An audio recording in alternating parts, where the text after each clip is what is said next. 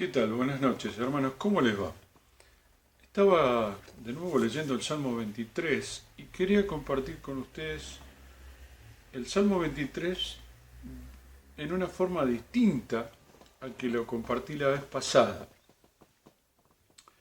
Alguien que nos muestra la experiencia con Dios, la experiencia que tuvo como pastor, David, nos cuenta en este salmo porque él tuvo que andar recorriendo con sus ovejas cañadones, lugares difíciles, de atravesar oscuros, tal vez lugares de peligro, que las ovejas podían llegar a extraviarse, podían tener problemas con algún animal feroz que se cruzara, y es por eso que quería que entendiéramos un poco por qué David escribe el Salmo de esta manera.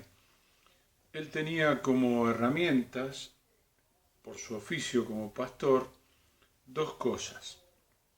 La primera, la vara, que le servía para tocar el lomo de la oveja y para asegurarle que la oveja sintiera que él estaba en medio de ella, y en el caso de ataque de algún animal, defenderlas, y también llevaba como herramienta lo que conocemos como cayado. ¿Para qué le servía el cayado? El cayado le servía en caso que la oveja por ahí caía en algún lugar y quedaba atrapada, entonces él tomaba con el cayado la pata de la oveja y la sacaba.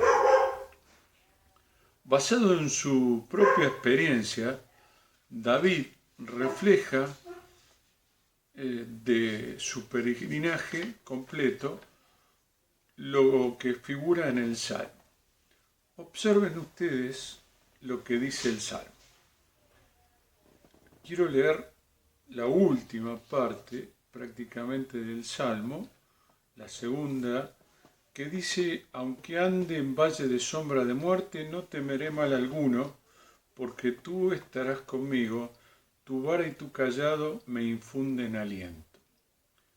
Yo quisiera poner la mirada en la primera palabra de este versículo para entender más el sentido de esta frase. Podríamos ver otras traducciones. Por ejemplo, para entender mejor, la Nueva Traducción Viviente dice así: aun cuando yo pase por el valle más oscuro, no temeré porque tú estarás a mi lado. Y la traducción llamada lenguaje actual traduce así: puedo cruzar lugares peligrosos y no tener miedo de nada, porque tú eres mi pastor y siempre estás a mi lado.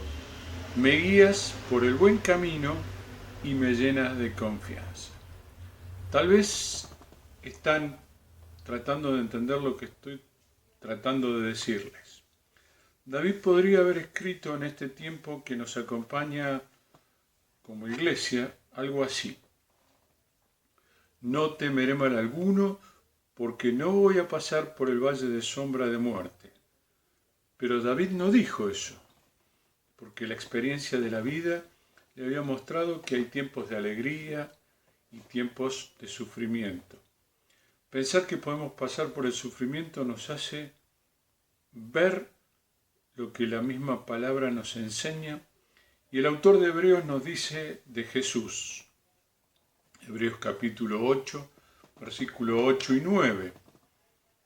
La Reina Valera 95 dice: y aunque era hijo, a través del sufrimiento aprendió lo que es la obediencia, y habiendo sido perfeccionado, vino a ser autor de eterna salvación para todos los que le obedecen. Varón de dolores, experimentado en quebranto y sufrimiento, dice Isaías capítulo 53, versículo 3. Si Jesús es un varón experimentado en sufrimiento, nosotros, sus discípulos, que no somos más que nuestro maestro, debemos tener en cuenta las razones de experiencia que también en algún momento vamos a sufrir. Jesús no escondió de sus discípulos que íbamos a tener problemas. De hecho, antes de morir les dejó a los discípulos en Juan, les dijo: tengan valor, en el mundo tendrán aflicción, pero confíen, yo he vencido al mundo. Esto va a encontrar de nuestra manera de ver cuando nos acercamos a alguien para hablarle del Evangelio.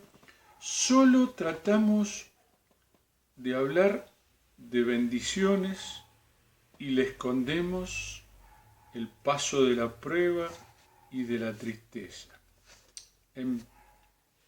Te quiero leer en Primera de Pedro, capítulo 4, los versículos 1, el Primera de Pedro, capítulo 4, versículo 1 dice: puesto que Cristo ha padecido en la carne, armaos también vosotros con la misma actitud, porque el que ha padecido en la carne ha roto con el pecado. Versículos 12 y 13 del mismo capítulo dice: amados, no os sorprendáis por el fuego que arde entre vosotros para ponerlos a prueba, como así os aconteciera cosa extraña. Antes bien, gozaos a medida que participáis de las aflicciones de Cristo, para que también en la revelación de su gloria os gocéis con regocijo. Y cuando yo pienso en esto, también pienso en Job. Miren lo que le pasó a Job cuando estaba pasando por la prueba. Dice el texto sagrado, en el capítulo 2, el escritor de Job, lo siguiente que te quiero compartir. Job 2:10. Dice Job, cuando su esposa fue a hablar con él y lo agredió, dice de tal manera: pero él le respondió: has hablado como habla cualquiera de las mujeres insensatas. ¿Recibimos el bien de parte de Dios y no recibiremos también el mal? Dice el escritor sagrado: en todo esto Job no pecó con sus labios. Es así. En nuestra vida tenemos experiencias de alegría, de victoria, también de tristeza. El quebrantamiento es parte de la conducta de ser seres humanos. Entonces, ¿cuál es la respuesta de Dios? Está en el mismo Salmo 23, versículo 4. Fíjate que David dice en el Salmo 23, versículo 4, la respuesta está ahí. Dice David: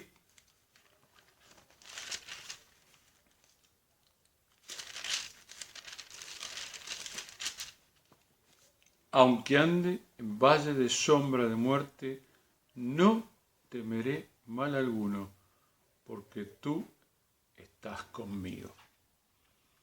Y inspirado en esto, yo creo que esta es la imagen, quisiera que lo pensaras, que lo meditaras, de una madre que cuando su hijo se le pierde un juguete o se lastima, lo toma en sus brazos, lo abraza mientras su hijo llora, y tal vez no expresa ninguna palabra, pero solo con abrazarlo y apretarlo le da la contención necesaria, como David siente que Dios hace con cada uno de nosotros. Por eso el Salmo 138, que también escribe David, él expresa esto de una manera muy clara. Fíjate lo que dice versículos 3, 7 y 8. El 3 dice: El día que clamé me respondiste. Mucho valor infundiste a mi alma. Y el versículo que sigue, el 7, dice, aunque yo camine en medio de la angustia, tú me preservarás la vida. Contra la ira de mis enemigos extenderás tu mano y me salvará tu diestra. Y el versículo 8 dice, Jehová cumplirá su propósito en mí. Oh Jehová, tu misericordia es para siempre. No desampares la obra de tus manos. El Señor nos habla a través del Salmo 23. Como ha hablado Dios a muchos, y Él nos dice, no temas, yo estoy contigo. Que puedas pensar, meditar en esto que estoy tratando de decir, y Dios te bendiga y que tengas una buena semana.